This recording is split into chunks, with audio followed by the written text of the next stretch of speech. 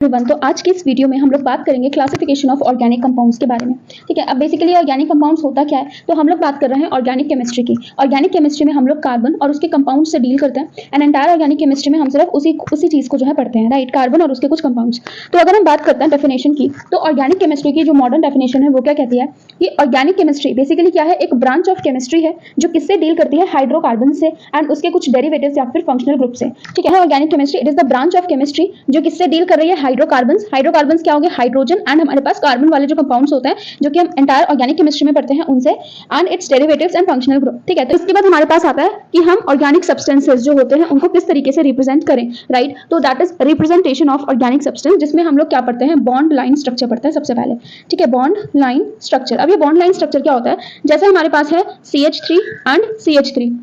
ठीक है, देखो एक चीज आप हमेशा समझ लो कि ये किस तरीके से लिखता है। हम लोग को ना मतलब काफी सबसे ज्यादा जो कि स्टार्टिंग से ऑर्गेनिक केमिस्ट्री पढ़ते हैं या जिनका बहुत ही बेसिक ही कंप्लीट नहीं होता है या जिनको बहुत ज्यादा बेसिक ही क्लियर नहीं होता है, उनको ये समझ नहीं आता है कि ये हम ऐसा क्यों लिखते हैं, या अगर कोई उनसे बोल दे कि भाई इथेन लिखो, कैसे लिखेंगे, तो वो नहीं लिख पाता है। तो ऐसा क्यों होता है, क्योंकि हमको बेसिक नॉलेज नहीं होती है। ठीक है, मैं आपको बताती हूँ। देखो जो कार्बन होता है, ठीक है, कार्बन को ये 4 वैलेंसीज जो है फिल करनी होती है। ठीक, अब देखो इसमें 3 तो हाइड्रोजन ने कर दी, CH3, तो 1 हाइड्रोजन, 2 हाइड्रोजन है, तीसरा हाइड्रोजन, और एक किसके साथ जुड़ गया, दूसरे वाले कार्बन के साथ जुड़ गया, हो गई कंप्लीट। तो ये क्या वैलेंसी चौथी इसकी कंप्लीट हो गई। ठीक है, अब यहाँ पे दोबारा से ये एक कार्बन है, अब इसके पास दोबारा से 4 होंगे, तो अब ये चारों फिल हो जाएंगे, 1 हाइड्रोजन, 2 हाइड्रोजन, 3 हाइड्रोजन। तो इसीलिए हम लोग इसको लिखते हैं CH3 एंड हमारे पास में CH3। ठीक है, तो इस तरीके से लिखा जाता है। वहीं पे अगर मैं बात करूँ मिथेन की, अब ये इथेन मिथेन क्या है, दिस इज इथेन। ठीक है, अब ये बेसिकली इथेन और ये मिथेन है क्या, तो इसको हम फर्दर वीडियोस में देखेंगे, ये हमारे पास क्लासिफिकेशंस में आ जाएगा आगे। और तो हमारे पास अब मिथेन को हम लिखते हैं CH4, जिसमें सिर्फ एक ही कार्बन होता है। ठीक, तो यहाँ पे है कार्बन, कार्बन की होती है 4 वैलेंसी, तो यहाँ पे हो गए 4 हाइड्रोजन,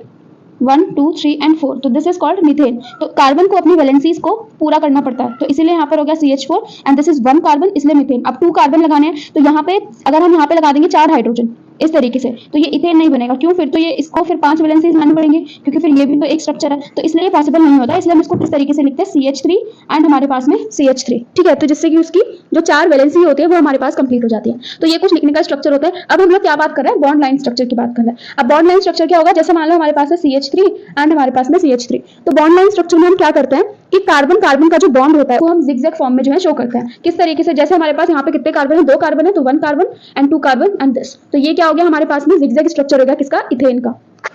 उसके बाद अगर हमारे पास आ गया CH3 CH2 CH3, ठीक है, तो इसको हम कैसे लिखेंगे, 1 2 3, 3 कार्बन है, 1 2 एंड 3, तो ये हो गया स्ट्रक्चर। या फिर हम इसको कैसे लिख सकते हैं, 1 2 एंड 3, तो ये हो गया स्ट्रक्चर इस तरीके से। ठीक है, अब ये अभी आप अच्छे से समझ गए होंगे कैसे लिखा। देखो कार्बन की कितनी वैलेंसी है, 4, 1 2 3, 3 कार्बन है, सबके पहले आप वैलेंसीज बना लो। ठीक है, इस तरीके से।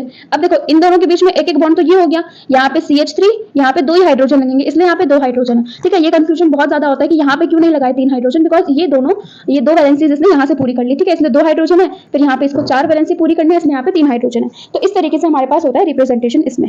ठीक, अब उसके बाद अगर हमें एक और स्ट्रक्चर दे दिया जाए कि इसका जो है बॉन्ड लाइन स्ट्रक्चर बनाओ, सपोज CH2 एंड हमारे पास में CH2, तो इसका हम कैसे बनाएंगे, 1 कार्बन 2 कार्बन 3 कार्बन 4 कार्बन, और इनको हम ज्वाइन कर देंगे, so this is bond line structure.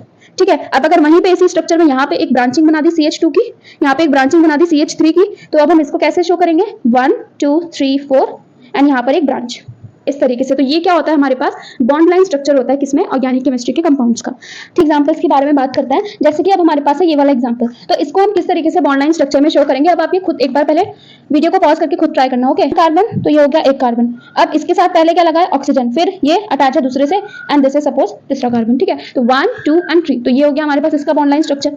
अब हमारे पास है ये वाला। ठीक, अब इसको हम कैसे करेंगे, देखो 1 2 3, 3 के साथ में O, तो 1 2 3, इसके साथ में क्या प्रेजेंट है, O, यहां तक हो गया क्लियर, 1 2 3 O प्रेजेंट है, एंड 1 2 3, 3 में डबल बॉन्ड O भी है, तो 1 2 3 यहाँ पे क्या है, डबल बॉन्ड O।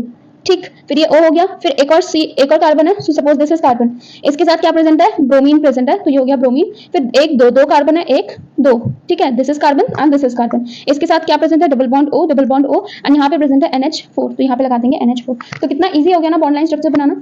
मेन चीज क्या होती है, हमें जो कंफ्यूज करती है वो करते हैं कार्बन की वैलेंसीज। ठीक है, हम चीज़ों को नहीं लिख पाते हैं क्योंकि हमें लगता है कि यार यहाँ पे तीन हाइड्रोजन है तो यहाँ पे भी 3 आना चाहिए, बट ये चीज़ होती है वैलेंसी के थ्रू, ठीक है। ये चीज़ें हम पहले क्लासेस में 9th में 10th में पढ़ चुके हैं।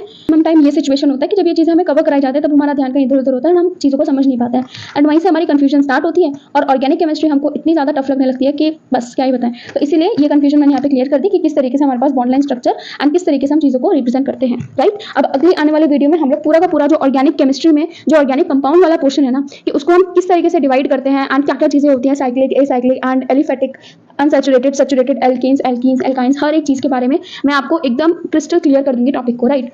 तो चैनल को सब्सक्राइब कर लेना for the upcoming part of this organic chemistry.